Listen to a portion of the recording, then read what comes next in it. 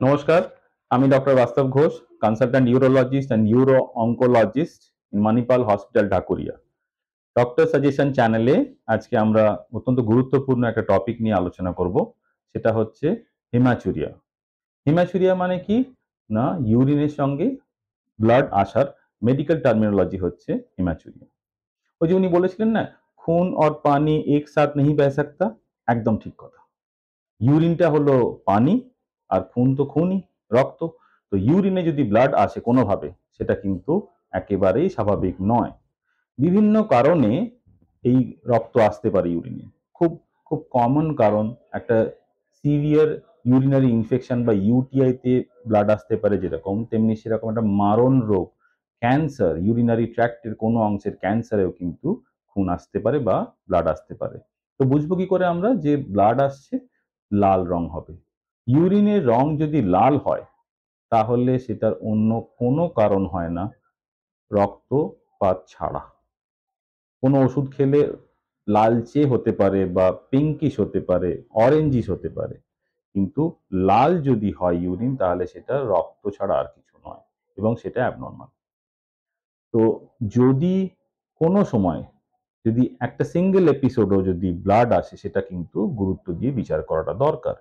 অনেকে আমরা দেখেছি, অনেক সময়তে রোগীদের ক্ষেত্রে দেখেছি যে আমরা অতটা গুরুত্ব দিই না, একবার এসেছিল, কি হয়তো অনেক দিন আগে একবার এসেছিল, আবার একবার এসছে, সেই জন্য আমি গুরুত্ব দিইনি। কিন্তু যেটা বললাম যে একবারও যদি রক্তপাত হয় ইউরিনের সঙ্গে বা ইউরিনের কালার যদি লালচে বা লাল হয়, তাহলে সেটাকে কিন্তু অত্যন্ত গুরুত্বের সঙ্গে বিচার করা দরকার।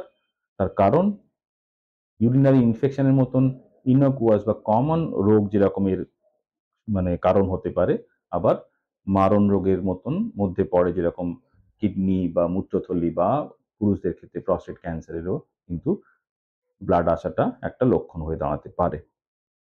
তো যদি ব্লাড আসে বা সন্দেহ হয়, তাহলে কি করণীয়?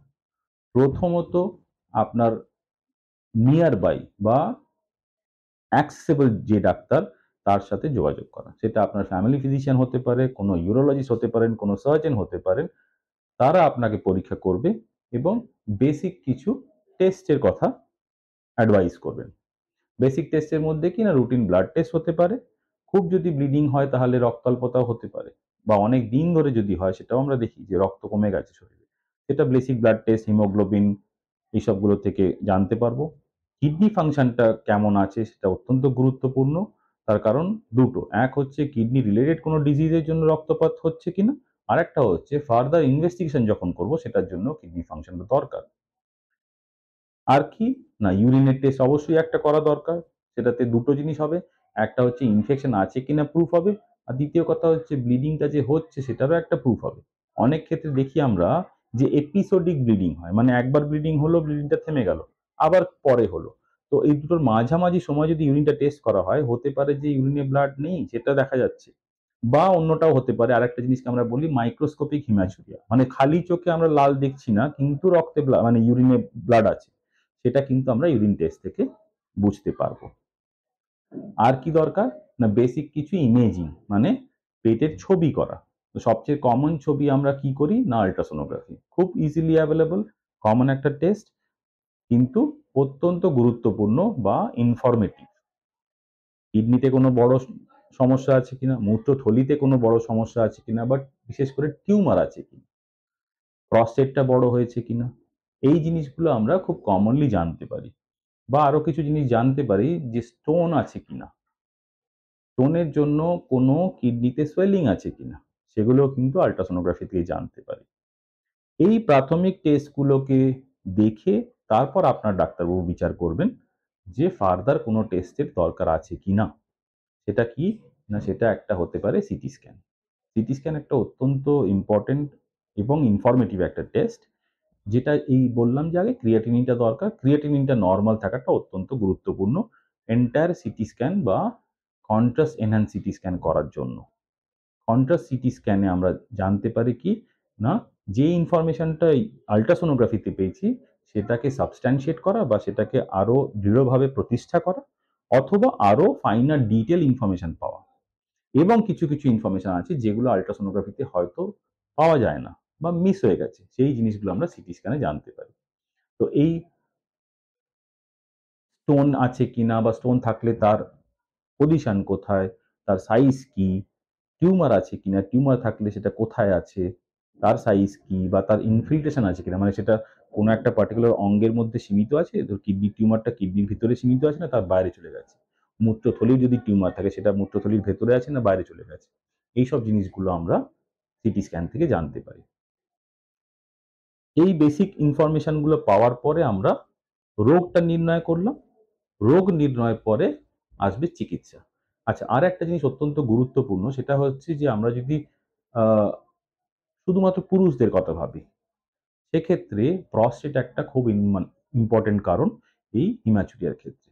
সেটা প্রস্টেটের স্বাভাবিক বৃদ্ধি যেটা বয়সের সঙ্গে হয়, 50 ঊর্ধ্ব পুরুষদের ক্ষেত্রে মোস্টলি হয়, অথবা প্রস্টেট ক্যান্সার। ক্ষেত্রেই কিন্তু ব্লিডিং নিয়ে প্রেজেন্ট করতে পারে, মানে ব্লাড ইন ইউরিন বা হিমাচুরিয়া নিয়ে প্রেজেন্ট করতে পারে।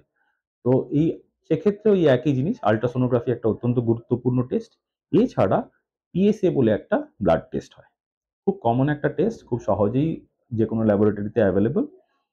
সেটা কি করে না, পিএসএ আমাদেরকে বলে দেয় যে প্রস্টেট সংক্রান্ত কোনো সমস্যা আছে কিনা। পিএসএ যদি বেড়ে থাকে তাহলে সেটা প্রস্টেট রিলেটেড ডিজিজকে ইন্ডিকেট করে। পিএসএ বেড়ে থাকা মানেই কিন্তু প্রস্টেট ক্যান্সার নয় সবসময়। প্রস্টেট ক্যান্সারের জন্য পিএসএ বেড়ে থাকে, আবার সাধারণ ইউরিনারি ইনফেকশন বা প্রস্টেটের ইনফেকশন, প্রস্টেটাইটিস যাকে বলে, তাতেও কিন্তু পিএসএ বাড়ে। তো সেইটাকে ডিফারেন্সিয়েট করার জন্য বা সেটাকে আলাদা করে দেখার জন্য কোনো একজন নিউরোলজিস্টের সঙ্গে পরামর্শ আপনাকে করতে হবে, বা আপনার ডাক্তারবাবু, ফ্যামিলি ফিজিশিয়ান, তিনিও গাইড করতে পারেন আপনার। সেই যদি সমস্যার একটা কি বলবো, মানে যদি একটা উম সন্দেহ হয় যে প্রস্টেট ক্যান্সারের একটা সন্দেহ হচ্ছে, তাহলে ফার্দার টেস্ট আছে এবং ক্লিনিক্যাল এক্সামিনেশনটাও সেক্ষেত্রে অত্যন্ত গুরুত্বপূর্ণ। এমআরআই, মাল্টি প্যারামেট্রিক এমআরআই বলে একটা টেস্ট আছে। সেই টেস্টটা করলে আমরা কিন্তু অনেকাংশে একটা ধারণাটাকে আরো আ সুদৃঢ় করতে পারি যে প্রস্টেটের ভেতরে কোনো টিউমার আছে কিনা বা সাসপিশিয়াস কোনো নোডিউল আছে কিনা, যেটা কিনা বায়োপসি করার প্রয়োজনীয়তা দেখা দিচ্ছে, ওই যদি সেরকম একটা নোডিউল থাকে তাহলে। তো বায়োপসি করার আগে, প্রস্টেট বায়োপসি করার আগে এমআরআই ইউজুয়ালি আমরা করি।